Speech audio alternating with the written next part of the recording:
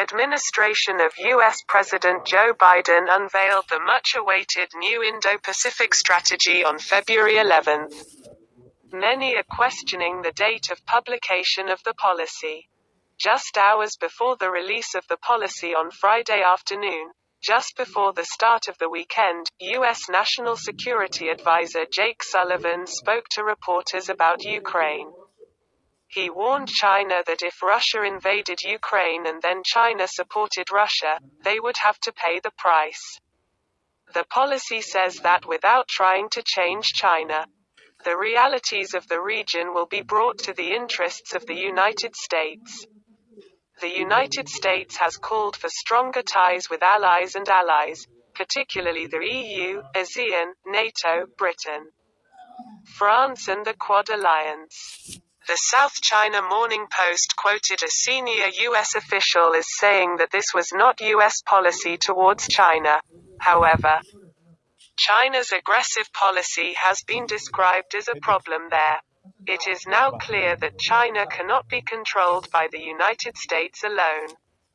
Christopher Preble, director of the Atlantic Council, a U.S.-based think tank, said in an online discussion hosted by the University of Texas at Austin that the policy was published at a time when Europe was embroiled in a controversy surrounding Ukraine. Which is pretty weird. At a time like this, it is difficult to understand why the Biden administration did not disclose its national security strategy and published policies on a part of the world. There are very few Chinese names in the whole policy. Basically, the only thing that has been said is that China has violated international law. But the importance of China in the region is not mentioned at all.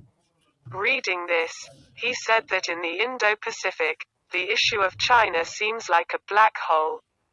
In other words, there is no existence of China in Indo-Pacific.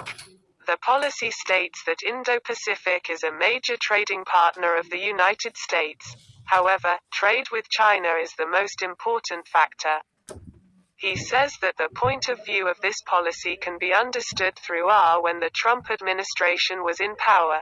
They said that as long as the Chinese Communist Party was in power, the United States would not accept China's demands in the region.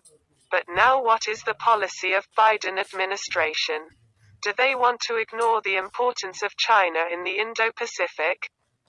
Jack Cooper, a fellow at the Center for Strategic and International Studies, says the Biden administration may be trying to remind everyone that their Asia policy is the most important. But nothing new has come out of this policy in the last 10 years. Rather, the question is, what has the United States done to counter this policy? The first of the three pillars of U.S. national security is security. What is called integrated deterrence as part of security is not really new.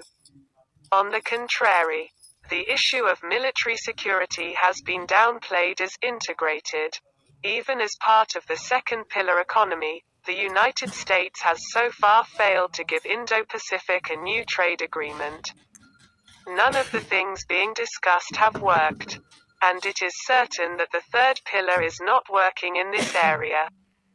Only 3 out of 10 Indo-Pacific countries were invited to Biden's Democracy Summit.